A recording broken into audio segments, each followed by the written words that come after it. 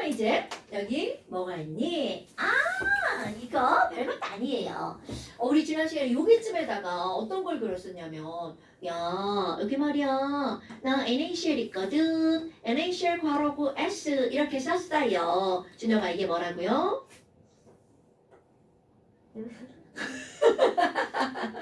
자 이렇게 빠지면 이렇게 됩니다. 괜찮아요. 어려운 건 아니에요. 이 S라고 하는 건 바로 솔리드의 무슨 뜻이야? 골체. 오케이.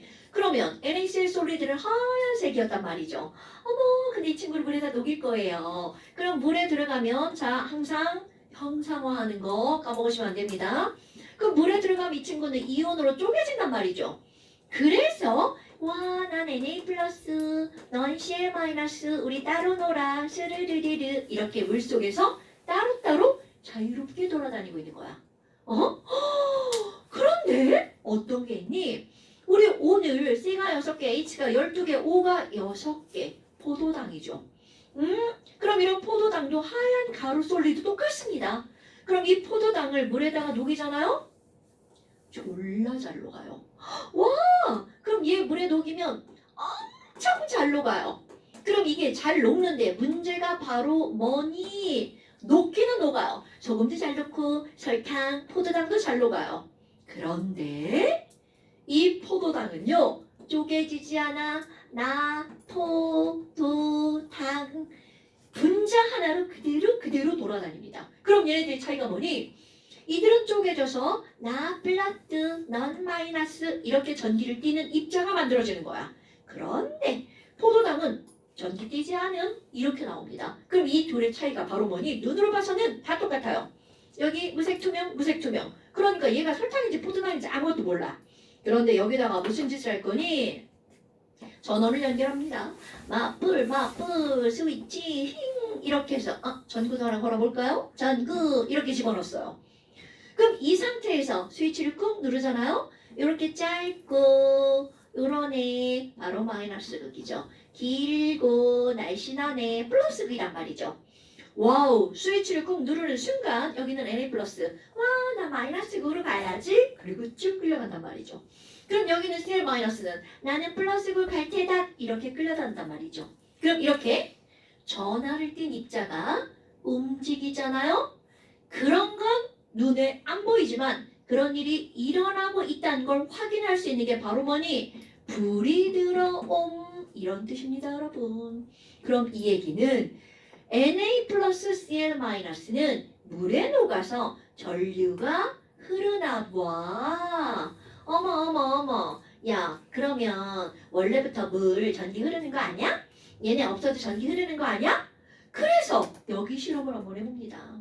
원래부터 물에 전류가 흘렀다면 뭐가 들어가든 물만 있으면 전류가 흘러야 되죠. 그런데 지랄하고 여기다가 똑같은 장치를 꾸미잖아요. 예, 불 안 들어옴 이렇게 된답니다. 어머 그럼 원래 물은 전류가 안 흐르는 거구나. 그런데 NaCl은 물에 들어가서 전류를 흐르게 했죠. 그러나 포도당은 물에 엄청나게 잘 녹음에도 불구하고 전류가 흐르지 않습니다. 엄마 영화 나옵니다. 이렇게 물에 녹아서 전류를 물에 녹아서 녹을 했답니다. 물에 녹아서 전류를 흐르게 하는 물질 이런 걸 우리는 뭐라고 하는 거냐면 전해질이라고 한답니다. 어머 그럼 얘는 뭐예요? 얘는 물에 졸라 잘 녹았어요. 근데 전류 흐르지 않아요. 그럼 얘네들은 전해질이다 아니다. 전해질이 아니다. 그래서 아닐 B자를 쓴답니다. 근데 얘는 전류가 흐르고 안 흐르는데 그럼 도대체 거기 이유 왜 전류가 흐르고 안 흐르는 건데 똑같이 다 녹았다며 녹았지만 중요한 겁니다. 이온이 어떻게 하는 거니? 자유롭게 이동을 하잖아요. 그래야지만 바로 전류가 흘러 이런 것들이 나오는 거야. 그럼 이건 뭐야? 얘네들은요 이온으로 변하지 않죠. 그러니까 이온화가 되지 않아. 그럼 이온이 없으니까 이동할 수 있는 입자가 없어. 그럼 얘네들은 전류가 흐르지 않는다는 얘기가 되는 겁니다. 됐나 여러분? 어머 그럼 너네 봐봐. 오늘 시험 본 거를 이렇게 나눠보잖아요. NaCl, CuNO32, CuSO4 이 친구들 있잖아요. 물에 녹이면 죄다 쪼개집니다. 그 쪼개지는 게 너무 많아요. 그러니까 내가 오늘 뭐라고 그랬죠? 에탄올 이온은 안됨까지 중요하다고 그랬죠. 그럼 바로 뭐니? 이온은 안 되는 게 바로 너네들이 외울 겁니다. 와우, 이 얘기는 결국 뭐라고요? 대부분 이온화하는 거야. 너네들이 알고 있는 물질들을. 그런데 이거를 외우는 게 아니라 조금만 있는가? 그럼 이온화가 안 되는 걸 외운다는 얘기죠. 그래서 그게 바로 뭐니? 설탕, 물에 엄청 잘 녹지만 이온화 안 됩니다. 한글로 외울 거야. 이거는 포도당 역시 마찬가지입니다. 물에 엄청 잘 녹는데 이온화가 안 됩니다. 거기에 또 하나 에탄올 물에 엄청 잘 녹는데 이온화가 안 됩니다. 요거 세 개가 가장 대표적인 거야. 물론 이거보다 더 많은 게 있지만 너네들이 외워야 되는 게 바로 이겁니다. 그래서 비전해질은 이온화가 되지 않아. 그럼 뭐가 있니? 설탕, 포도당, 에탄올. 앞서 봤답니다. 설포액. 이렇게 기억하세요. 와우. 그러면 우리 이온으로 막 이렇게 합쳐진 애들이요. 물에 잘 녹아가지고 막 이온으로 쪼개집니다. 물론 우리가 오늘 공부한 것 중에도 이온처럼 생겼는데 물에 녹아서 안 쪼개지는 애들이 있습니다. 물에 아예 안 녹죠. 녹아서 안 쪼개지는 게 아니라 물에 아예 안 녹는 애들. 중2 1학기 과정에 어떤 단어로 나오냐면 앙금이라는 단어로 나오죠. 그들은 안 녹으니까 쪼개지지 않는 게 당연한 거야. 근데 이거는 녹았는데도 안 쪼개진다는 거죠. 오케이? 그럼 바로 뭐야? 전해질이란 물에 녹아서 이온이 자유롭게 움직이기 때문에 전류가 흐르는 거구나 라고 하는 사실을 꼭 기억해야 된다는 거죠. 됐나요, 여러분? 이게 바로 이제 거기 쓰여지는 겁니다. 그럼 거기에 이제 뭐가 나오는 거야? 이번에 순수한 물은 전류가 흐르지 않아요. 그런데 물에 녹아서 전류가 흐르도록 해주는 물질을 뭐라고 한다고요? 전해질. 그러면 녹았는데도 불구하고 전류가 흐르지 않아. 걔네들 뭐라고 한다고요? 비전해질이라고 한다고요.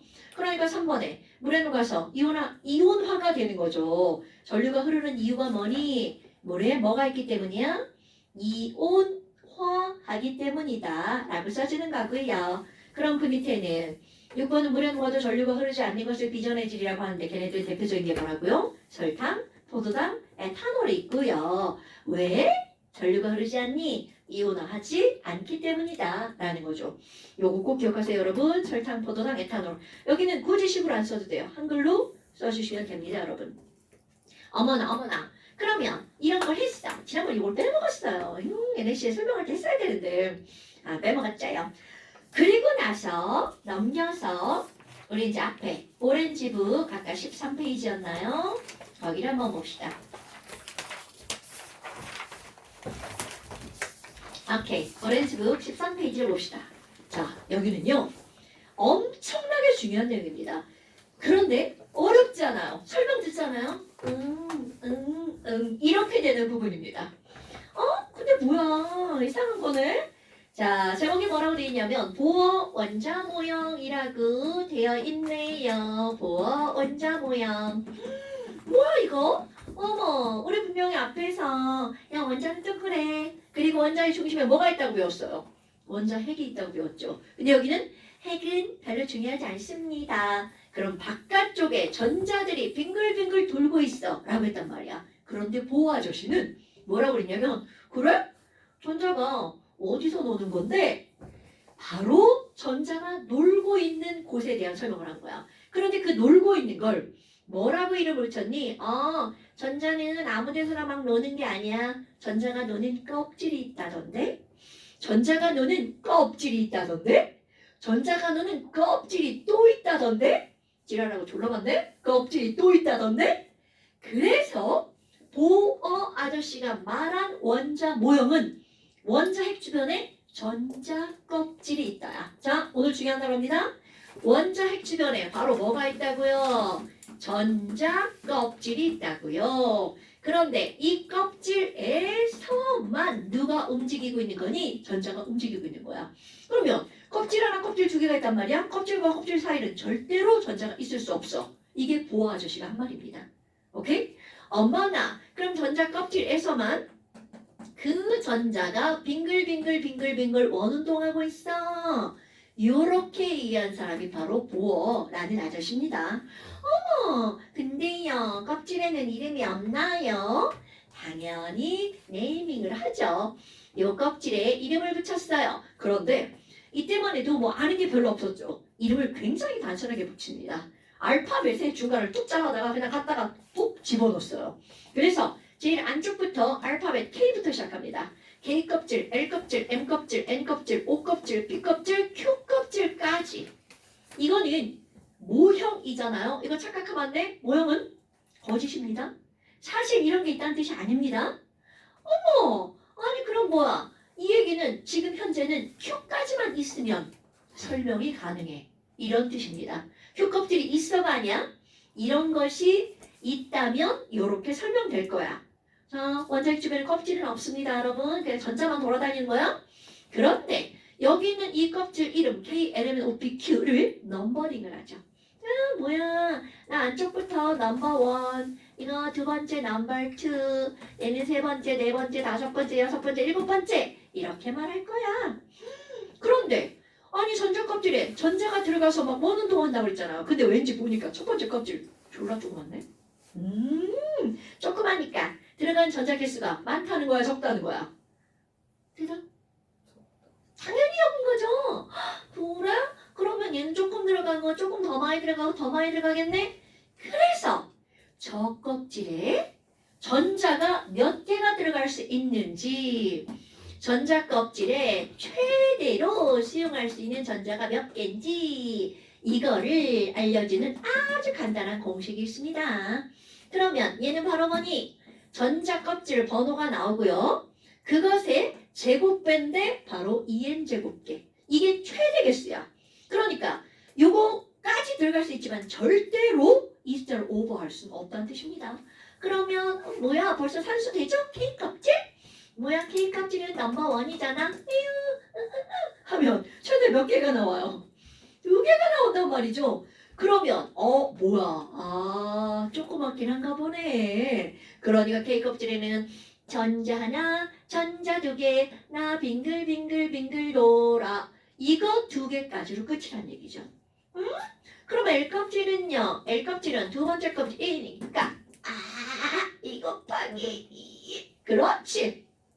8개. 그럼 이것도 최대 8개를 넘어갈 수 없다는 뜻입니다. 그럼 뭐야? 이거 졸라 쉽네. 이거 완전 산수 공부잖아. 그렇죠. 18개가 최대한 들어가죠.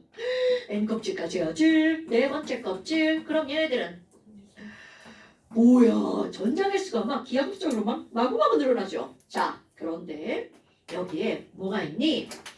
우리는 분명히 이 숫자는 최대 숫자잖아요. 그런데 최대라는 말보다 더 중요한 의미를 갖는 단어가 나옵니다. 얘네들은요. 이렇게 2개가 최대인데 2개가 꽉 찼을 때 이 안정한 숫자, 요게 꽉 차잖아요. 안정한 숫자가 나옵니다. 이 말이 무슨 말이니? 얘네들은 2개가 꽉 찼을 때 가장 안정해. 이런 뜻입니다. 그럼 이 얘기는 아니 어쩌다 보니까 지랄하고 K 껍질에 전자가 하나밖에 없죠. 그러면 이 원자는 막 호시탐탐 노리죠. 여기 전자 하나 있다. 나 가져가야지. 이렇게 가져다가 여기를 채워서 2개를 만들려고 하는 그런 성질을 갖고 있다는 거죠. 응? 그러면 여기는요. 여기도 마찬가지입니다. 8개일 때가 가장 안정하다는 거죠. 그럼 8개가 아니야. 그럼 얘는 8개가 되려는 쪽으로 전자를 막 어디서 막 주워오려고 합니다. 응? 여기는요. 또 당연하죠. 그럼 여기 가장 안정한 숫자 18개가 꽉 차잖아요. 나 좋아. 그런데 왠지 막 18개 졸라 많은 숫자잖아요. 좀 큰 숫자죠. 그래서 여기는요. 두 번째 안정한 숫자가 나옵니다. 18개를 다 채우면 그게 제일 좋아. 근데 지랄하고 18개를 찾을 수가 없네. 그러면 두 번째 안정한 숫자. 그래서 바로 앞에 숫자가 들어갑니다. 그럼 얘는 18개도 안정하고 8개도 안정하다는 거죠. 이거는 만약에 여기에 19개의 전자가 있어. 그럼 18개를 채웁니다. 그런데 만약 여기에 전자가 10개밖에 없어. 그럼 안 돼. 나 8개만 넣을 거야. 이렇게 되는 거죠. 이게 무슨 말인지 다 할 겁니다. 그럼 얘도 마찬가지로 32개가 제일 좋겠죠? 그럼 바로 앞에 있는 거 얘를 채울 수 없어. 두 번째 안정한 숫자 18개. 그럼 나 얘도 못 채우겠어. 세 번째 안정한 숫자 순서대로 8개. 그리고 안정한 숫자가 어떻게 만들어지는지 알겠죠? 그러면 첫 번째 껍질만 빼고 안정한 숫자에 공통적으로 들어간 숫자가 있네요. 8, 8, 8 이런 지랄하고 뭐야? 첫 번째 껍질만 빼고 공통적으로 안정한 숫자가 하나가 있죠. 이런 거, 자, 뭐라고 하는 거니? 8개의 전자가 들어가잖아요. 그러면 첫 번째 껍질 빼고 8개의 전자가 채워지면 에이구 나 되게 좋아 안정해 이런 것을 일컫는 용어입니다. 이제 화학 공부를 하면 귀에 못이 박히도록 들리는 이런 말입니다. 그럼 8 우리 그리스도 쌤 쉬웠죠? 8 그렇지 옥타 물어보려고 했는데 자 옥타입니다. 그래서 이런 거를 뭐라고 하는 거니? 옥텟 규칙이라고 말합니다. 난 8개가 될 테다. 난 8개가 좋아. 이런 걸 뭐라고 한다고요? 옥텟 규칙이라고 한다고요. 오케이? 어머 뭐야 별것도 아니네. 별거 아닙니다. 그러면 도대체 이런 것들을 배웠어. 이걸 가지고 뭘 할 거니? 자 우리 주기율표에 가장 왼쪽 위에 수소가 있었단 말이죠. 그리고 수소를 원자번호 몇 번이라 부르죠? 1번이라고 부르잖아요. 어머 그럼 수소는 원자번호 1번이니까 얘는 전자가 딸랑 몇 개밖에 없어요. 하나밖에 없죠.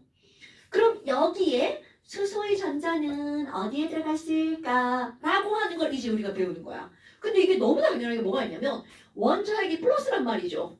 그러면 수소에 있는 전자는 사람이 아니잖아. 난 내가 들어가고 싶을 때 들어갈 거야. 뭐 이런 게 아니란 말이야. 그럼 이게 플러스니까 전자는 마이너스죠? 나 플러스에 제일 가까운 데 갈 거야. 그럼 이렇게 끌려간단 말이지. 그러면 결국은 제일 가까운 껍질은 K 껍질의 전자가 제일 먼저 들어갈 수밖에 없다는 뜻이죠. 와, 나 수소 전자 그려볼 거야. 그런데 수소는 전자가 하나밖에 없다면 에휴 근데 그 수소 K 껍질에 전자 하나 뚱 들어가면 더 이상 전자 못 들어가겠네? 이게 바로 수소의 전자 배치라고 하는 겁니다. 오케이? 아마 그러면 저쪽 원자번호 2번 헬륨 가볼까? 헬륨은 원자번호 2번이니까 전자가 몇 개 있다고요? 난 다 알아. 니네가 대답해야 돼. 자, 헬륨은 전자 몇 개 있다고요? 2개. 어머. 그럼 얘 2개면요. 에이그 K 껍질에 다 들어가면 될 것 같은데요? 그럼 K 껍질에 전자 하나, 전자 2개 이렇게 싹 들어가죠. 오, 근데 이렇게 들어가고 나니까 얘 어떻게 돼? 와, 나 지금 졸라 좋아. 이렇게 웃고 있겠죠. 나 지금 너무 안정해. 헬륨은 안정한 겁니다. 자, 그럼 너네들 눈여겨볼 거. 수소는 K 껍질만 있으면 전자가 다 들어갈 수 있네. 헬륨도 K 껍질만 있으면 전자가 다 들어갈 수 있네. 자, 주기율표에 수소와 헬륨이 첫 번째 줄에 떡하니 있는 이유. 나 껍질 하나만 있으면 돼. 이런 뜻입니다. 그럼 이번에는 리튬을 볼까요? 리튬은 굳이 요 옆에도 안 그리고 꼭 이렇게 수소 밑으로 간단 말이죠. 그럼 왜 그러니? 자, 리튬 원자번호 몇 번이라고요? 3번. 그럼 이제 전자 3개를 채워나갈 거야. 그럼 첫 번째 껍질에다가 전자 하나, 전자 2개 이렇게 썼어. 그랬더니 하나 더 넣어야 되네? 여기다 막 구겨 넣어. 그런 일은 절대로 있을 수 없다고요. 그러면 그럼 그 다음 껍질에 넣으면 되지 뭐 까짓 거. 그러니까 그 다음 K 껍질에 2개 넣었죠. L 껍질에 몇 개 넣는 거야? 하나. 뭐야. 리튬 껍질 2개 필요하네. 이 새끼 하나 때문에 껍질이 2개 있네. 그럼 뭐 여튼 일단 껍질 2개 썼죠. 그럼 베릴륨도 한번 볼까요? 자 이제 어떻게 들어가는지 좀 알 것 같지 않아요? 와씨 베릴륨 그럼 복사 붙이기 컴퓨터면 겁나 좋은데 자 복사했어? 붙이기 합니다. 그리고 거기다 전자 몇 개만 더 그려놓으면 돼. 하나만 더 그려놓으면 되죠. 그니까 아이고 얘도 껍질 하나 껍질 2개 전자 하나 전자 2개 전자 3개 전자 4개 이렇게 들어가겠네요. 선생님 좀 불쌍해 보이죠? 전자 이제 그리는 거 보니까 그래서 이제 우리 어떻게 할 거니? 이거 맨날 그림 그리는데 좀 지랄 같잖아. 그러니까 우리 어떻게 하니? 숫자로 씁니다.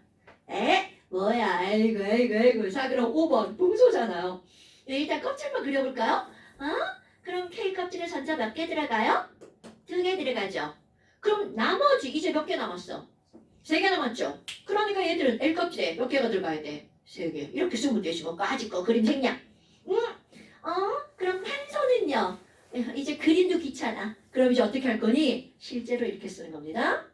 K 껍질에 전자 몇 개 들어가? 탄소 6번이니까 대답 안 해. 자, 탄소 K 껍질에 전자 몇 개 들어가죠? 그렇지. 그럼 이제 6번이니까 6개야. 그럼 L 껍질은 몇 개가 채워지는 거야? 그렇지. 이렇게 쓰는 게 정석입니다. 오케이? 그럼 7번인 질소는요. 자, 너네가 다 대답하는 거야. K 껍질에 몇 개? L 껍질에. 그렇지. 자, 산소는 8번이니까 K 껍질에 2개, L 껍질에. 그렇지. 그 다음에 9번이 플로리는 K 껍질에. 그렇지. L 껍질에. 7개 빼기 잘해야 돼? 어머. 그럼 네온은요. 10번이니까 K 껍질에. L 껍질에. 뭐야? 이 새끼 봐라. 너도 안정, 나도 안정. 헐. 헬륨이 안정인데 그 밑에 있는 네온도 졸라 안정하네. 어머. 자, 눈여겨볼 거. 바로 뭐니? 리튬, 베릴륨, 붕소, 탄소, 질소, 산소, 플로린, 네온. 리베프시 높으네. 두 번째 가로줄에 있는 애들은 전부 다 K 껍질과 L 껍질 몇 개만 썼죠? 2개만 썼네요. 뭔지 알겠죠? 그러면 이제 그 밑에 있는 애 아직 안 해봤지만 나만 알지 PS 콜라는 껍질 몇 개를 쓴다는 거야. 그렇지. 바로 이런 겁니다. 주기율표는. 오케이? 어머. 자, 그런데 아까 했던 거 하나 먹을까요? 아니 근데 있잖아요. 이 플로린 봐요. 바깥쪽에 여기 L 껍질 있잖아요. 아까 8개가 있어야 안정하다면서요. 근데 지금 이거 몇 개밖에 없어. 7개밖에 없네? 그럼 얘는 호시탐탐 노리는 거야. 짠짠해라. 이렇게 갖다가 여기다가 이렇게 갖다 채웁니다. 그래서 이 친구는 전자 하나를 사실 허락받지 않아요. 화생이 갖고 오는 거는 이거 갖다가 여기다 채워 넣습니다. 그리고 8개가 되려고 하는 성질을 갖고 있는 거야. 그러니까 F는 얘 채우려고 전자 하나를 얻어서 1-가 되려고 하는 성질을 갖고 있다는 거죠. 됐나 여러분? 그럼 산소 봐봐. 얘 봐 6개다. 그럼 성재야 얘 전자 몇 개 더 있으면 안정한 거야? 2개. 그렇지. 그러니까 뭐 허락도 안 받고 어떡해. 좋은 거 가져가야지. 나 이게 2개 가져가야지. 갖다가 이제 여기 채우는 거죠. 그럼 전자 2개를 얻었어. 양이온이야, 음이온이야? 음이요? 그렇지. 2개 음이온 이렇게 쓰는 거죠. 됐나 여러분? 여기로 가볼까? 리튬이다. 어머, 이 새끼 봐. 헐. 막 여기 8개, 7개 주려니까 졸라 힘들어. 그래서 어떻게 하는 거냐? 안 되겠다. 너 하나 꺼져. 꺼져. 이렇게 쳐버리는 겁니다. 그러면 얻기만 하는 게 아니라 버리는 게 쉬우면 버린다는 거죠. 7개를 얻거나 하나를 버리는 거 뭐가 더 쉽니? 당연히 하나 버리는 게 더 쉽죠. 그러니까 이 친구는 까자. 그러면 얘는 Li 플러스 이렇게 되는 거죠. 어머! 그럼 수소도 봐봐. 뭐냐 이거? 그럼 이거 2개가 되려면 하나 얻으면 되죠. 그런데 너 꺼져! 이렇게도 되죠. 왜? 하나를 얻어도 안정, 하나를 잃어도 안정이죠. 근데 우리는 하나를 뭐 하는 것만 배운 거야? 버리는 것만 배웁니다. 그런데 나중에 화학원책 뒤에 가잖아요? 얘 하나 얻는 것도 배웁니다. 그러면 지금 왜 안 하는 거예요? 그거 2개 같이 가르쳐봐. 졸라 헷갈리죠. 그러니까 일단 H는 하나 잃어서 안정해지려고 한다는 거죠. 자, 그러면 뭐가 나오니? 이렇게 안쪽 껍질부터 채워나가면 안쪽 껍질은 꽉 차죠. 그러니까 안정하겠죠. 그럼 가장 바깥쪽 껍질인만 안정한지 불안정한지 보면 되잖아. 이렇게 엄청나게 중요한 단어 나옵니다. 안쪽 말고 가장 바깥쪽 껍질. 바깥쪽 껍질이죠. 바깥쪽 껍질에 전자가 7개 있네? 가장 바깥쪽 껍질에 전자가 6개네? 가장 바깥쪽 껍질의 전자가 하나네? 이런 걸 우리는 뭐라고 하는 거니? 가장이라고 하는 건 최고 할 때 최자죠. 바깥이라는 건 한자로 뭐라 그래? 바깥 외자. 껍질이라고 하는 걸 뭐라고 하나요? 각자 껍질 각자 에이 각질 벗겨졌죠 뭐 이런 말 하잖아요. 최외각 가장 바깥쪽 껍질에 있는 전자를 우리는 최외각 전자라고 부른답니다. 그러니까 이제 뭐라고 부를 거니? 야 리튬은 최외각 전자 몇 개야? 하나. 그러니까 걔 7개 얻을 거야? 하나 버릴 거야? 대답. 버려요. 그래서 리튬은 1 플러스가 될 거야. 이런 뜻입니다 여러분. 오케이? 그러면 여기로 와볼까? 야 플로리는 불소는 원자 최외각 전자가 몇 개야? 7개. 그럼 7개 버릴 거야? 하나 얻을 거야? 그럼 이렇게 하는 겁니다. 그럼 조금 아까 선생님 반응 하나를 얘기하다가 먹어버렸죠. 그럼 그게 바로 뭐니? 최외각 전자와 99% 똑같은 단어가 있습니다. 뭐가 다른지 다음 시간에 설명할 거예요. 그럼 얘는 바로 뭐니? 이름만 다르게 부르는 거야? 야 우리 바닷가 이런 말 알잖아요. 야 우리 바다에 가서 바닷가로 가볼까? 그러면 바닷가라고 하는 건 가장자리라는 얘기죠. 가장 바깥쪽 같은 의미야. 그럼 얘가 바로 뭐니? 바닷가 원자의 가장자리라는 뜻입니다. 원자가. 원자의 가장자리에 있는 전자 원자가 전자. 얘네 둘은 99% 동일합니다. 그런데 딱 하나만 달라요. 그건 다음 시간에. 그러면 나는 사실 최외각 전자라는 말보다 어떤 말을 쓸 거냐면 원자가 전자라는 말을 쓸 겁니다, 여러분. 어머. 그럼 원자가 전자, 최외각 전자는 바로 뭐니? 가장 어느 쪽에 있는 가장 바깥 껍질에 있는 전자의 개수 이런 걸 우리는 최외각 전자, 원자가 전자. 아마 중학교 때 선생님들이 가르치시면 원자가 전자라는 말보다 최외각 전자라는 말을 더 많이 쓰실 거예요. 그런데 고등학교에 오면 이 단어보다는 원자가 전자를 더 많이 씁니다. 물론 같은 의미니까 상관없어요. 근데 결정적일 때 다를 때가 있습니다. 어머. 아니 그러면 아직 다 안 했는데요. 수소는 껍질이 하나고 원자가 전자가 하나네요. 그 바로 밑에 리튬 껍질이 2개로 드러났죠? 그런데 원자가 전자 하나죠. 그럼 그 밑에 있는 나트륨은 원자번호 11번이야. 그럼 아직 안 해봤어? 그럼 어떤 일이 벌어질 거니? 껍질은 몇 개로 드러나? 3개로 드러날 거야. 그럼 이들은 원자가 전자가 과연 몇 개일까요? 라는 거죠. 얘도 하나, 수소 밑에 있는 리튬도 하나, 그럼 리튬 밑에 있는 나트륨은 과연 몇 개일까? 해봅시다. 자, K 껍질에 전자 몇 개 들어가죠? 오케이, L 껍질에 몇 개 들어가죠? 굿. 그래봤자 10개죠. 그럼 이제 꽉 차고 꽉 찼어. 그 다음 나머지 전자 몇 개 남았어? 대답. 하나가 남은 건 이제 M 껍질로 밀려나죠. 그래서 M 껍질에 전자가 딸랑 몇 개 들어가? 하나. 헐. 이놈도 원자가 전자가 몇 개란 얘기야? 하나다 하나. 자, 원자가 전자 하나 있어. 하나 버릴 거야? 3개 얻을 거야? 아유 3개라네 미쳤어. 7개 얻을 거야. 그렇지. 나 꺼자. 그러니까 Na2 플러스. 어머. 그럼 어떤 규칙성이 있는지 알 것 같지 않아요? 자, 껍질 하나 원자가 전자 하나, 껍질 2개 원자가 전자 하나, 껍질 3개 원자가 전자 하나죠. 그럼 그 밑에 칼륨은 껍질 몇 개? 4개 원자가 전자 하나. 그래서 내가 이온할 때 뭐라고 그랬어? 첫 번째 세로줄은 전부 다 몇 플러스라고요? 1 플러스. 그 이유가 지금 나오는 거야. 바로 첫 번째 세로줄에 있는 친구들은 전부 다 원자가 전자의 개수가 몇 개라고요? 1개이기 때문에 일가 양이온이 된 친구들만 모여 있는 거야. 됐나요? 그럼 여기 자 칼륨 한번 해볼까요?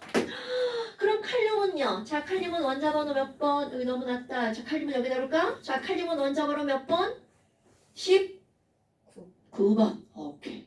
와 그러면 얘는 또 공간이 또 있으니까 이번에 또 무식하게 껍질 한번 그려볼까요?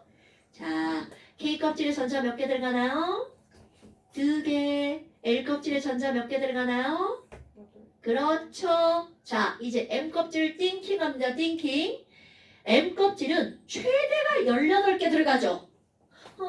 그런데 2개, 8개 채웠으니까 남은 전자가 몇 개 남았어? 9개. 자, 이 말이 무슨 말이니? 여기는 최대가 18개라서 9개 들어가도 되잖아요. 이렇게 집어넣으면 여기서 막 난리가 납니다. 야, 씨, 나 지금 안 돼. 나 꺼져. 막 이런 일이 벌어진다는 거죠. 그러니까 18개를 채울 수 없다면 그 다음은 몇 개만 채운다고요? 8개만 채우고 나머지는 밖으로 나가. 이렇게 되는 거죠. 뻥 채워서 이렇게 된다는 뜻입니다, 여러분. 그러니까 와후! 원자과 전자 또 몇 개가 된 거야? 하나가 된 거죠.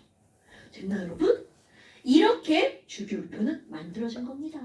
어머. 야, 그러면요. 여기 봐봐요. 껍질을 하나 쓰는 친구들 있죠. 자, 껍질 K 하나만 쓰죠? 이런 친구들을 주기율표의 1주기 원소라고 한답니다. 껍질을 K와 L 2개를 썼어. 주기율표의 몇 주기 원소? 2주기 원소. 자, 1주기 원소는 수소하고 헬륨 딱 몇 종류밖에 없어요. 1주기의 원소가 딱 2종류밖에 없죠. 오케이? 그러면 와 2주기 원소는 몇 개네요? 리베비시너프네. 이거 바로 몇 개가 있는 거야? 2주기에는 8개의 원소가 포함되어 있죠. 오, 그러면 껍질을 3개가 있어야지 전자를 넣을 수 있는 친구들 K껍질, L껍질, M껍질. 그럼 얘네들 몇 주기라고 하면 돼? 3주기. 그럼 3주기에도 원소는 몇 개밖에 없어요? 리베비시너프네. 총 원소 몇 개? 8개 이렇게 되죠. 자, 그럼 봐.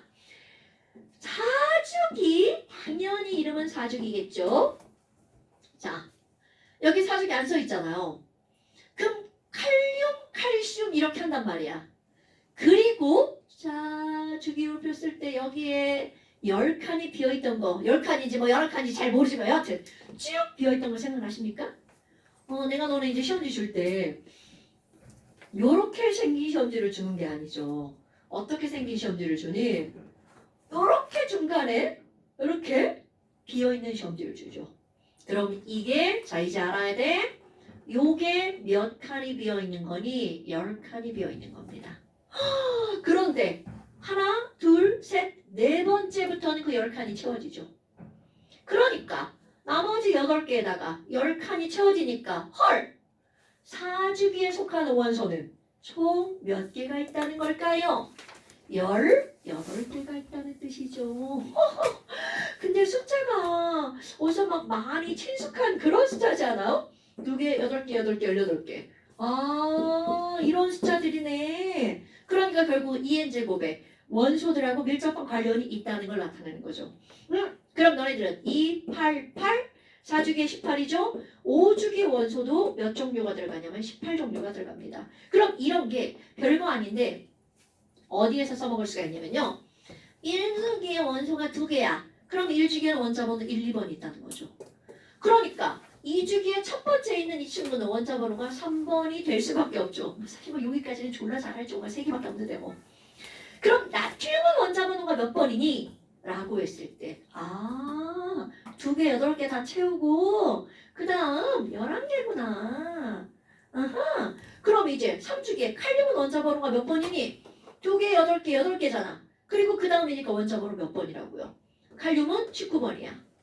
자, 그런데 이거 뭐야? 칼륨 맞아. 지랄하고 이게 칼륨이야. 진짜 어이가 없네. 칼륨 밑에 루비듐이 있어요. 그럼 루비듐은 원자번호가 몇 번일까? 여기 있는 19번에다가 4주기에 총 속한 원소가 18종류가 있다면서요? 그럼 칼륨이 19번인데 18개가 쭉 있는 다음 그렇지. 몇 번이라고요? 37번. 자, 얘가 19번인데 18개를 플러스해야 되죠.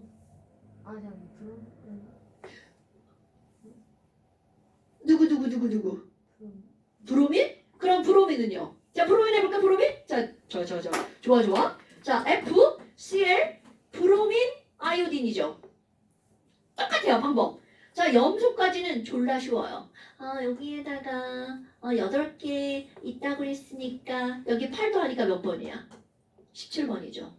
그런데 브로미는 4족이잖아. 그럼 4족이 쭉 이렇게 해서 몇 개가 추가가 된다고요? 18개.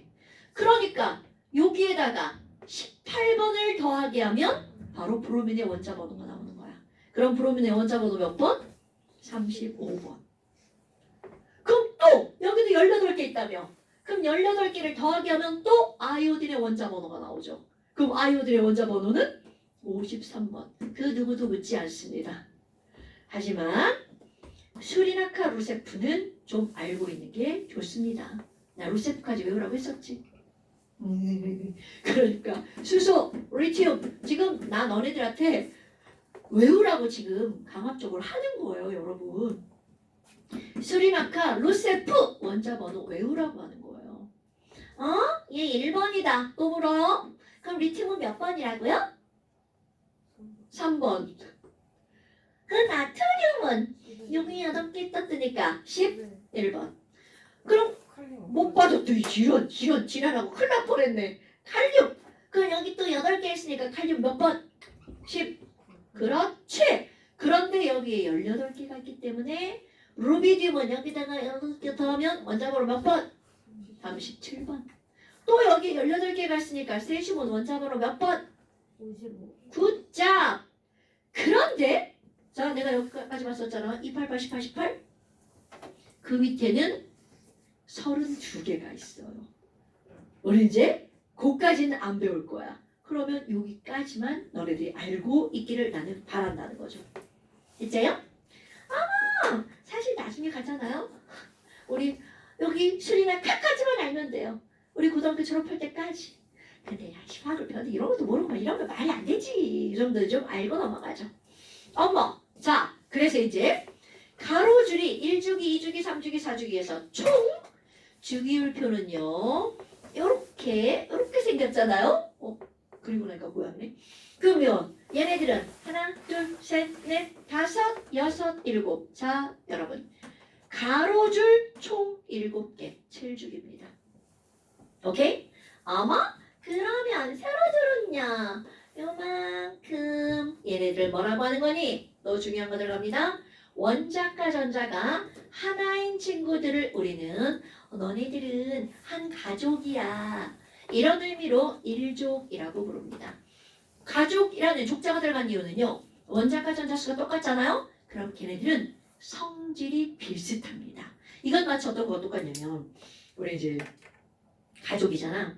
특히 이제 어떤 학생이 학원 안 와가지고 전화를 하잖아요. 요즘엔 다 휴대폰 있으니까 문자로 넣어야 하나. 뭐 이렇게 하지만 예전에 집으로 전화를 하잖아.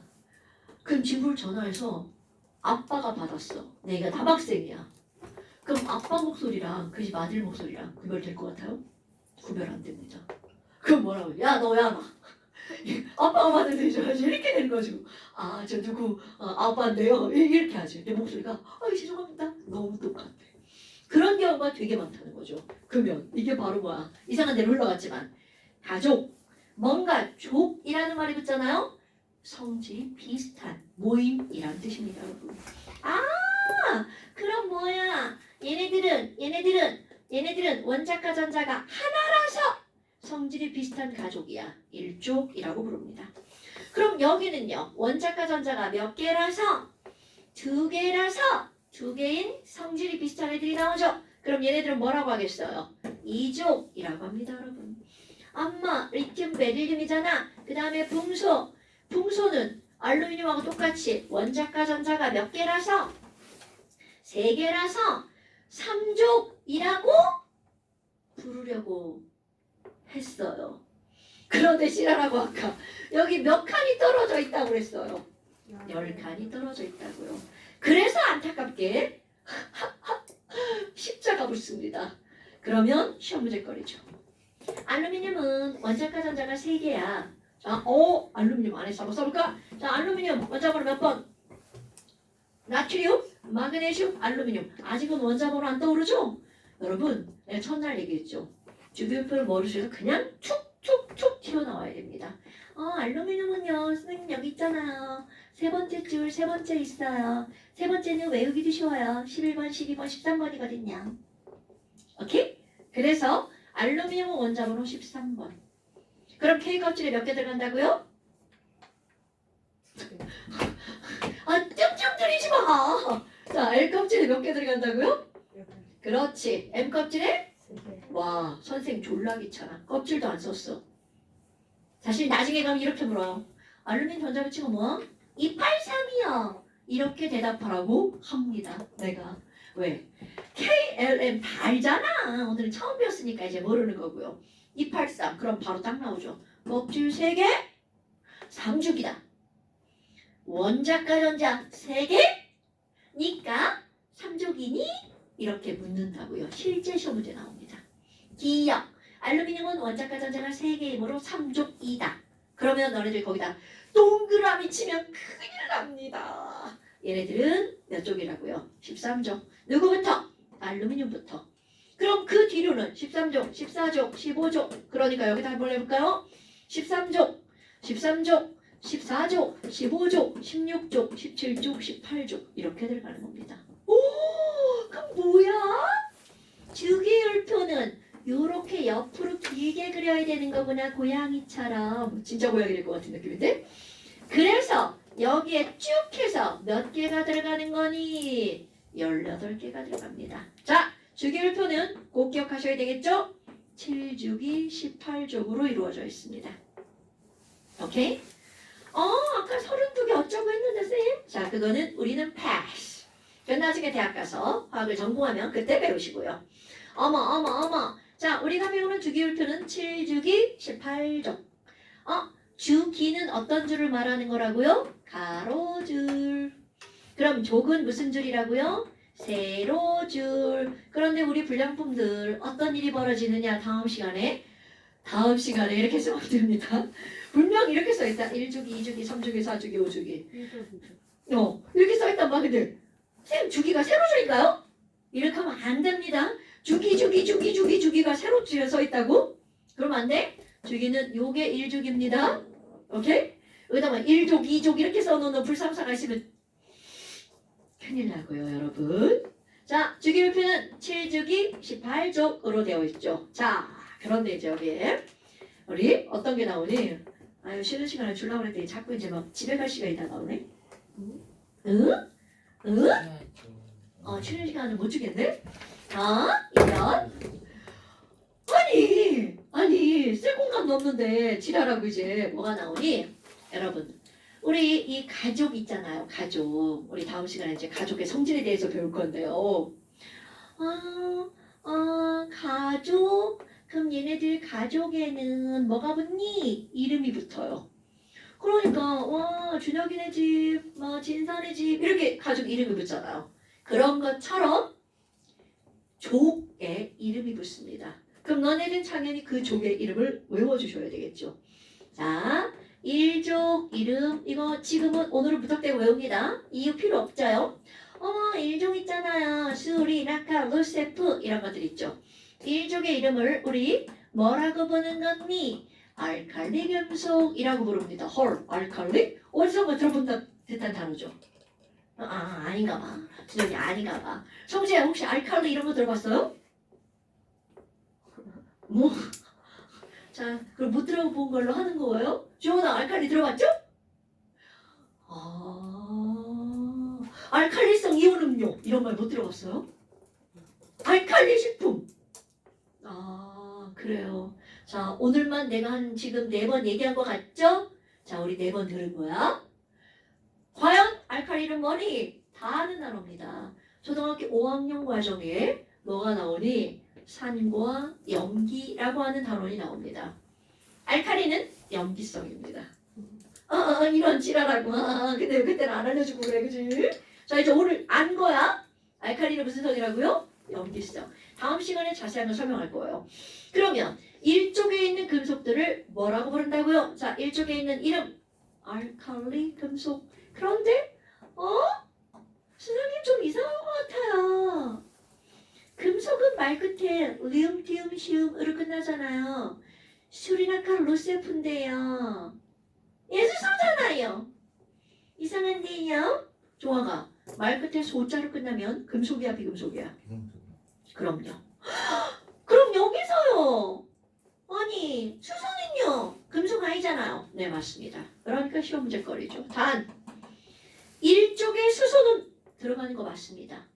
알칼리 금속이라고 부를 때는 일족 중에서 뭐는 빼고 수소는 빼고 이렇게 들어갑니다. 이런 게 자꾸 시험 문제 나와요. 일족에는 몇 종류의 원소가 있어? 수, 리, 나, 카, 루, 세, 프 7개가 있어. 그런데 알칼리 금속은 그 중에 몇 개야? 6개.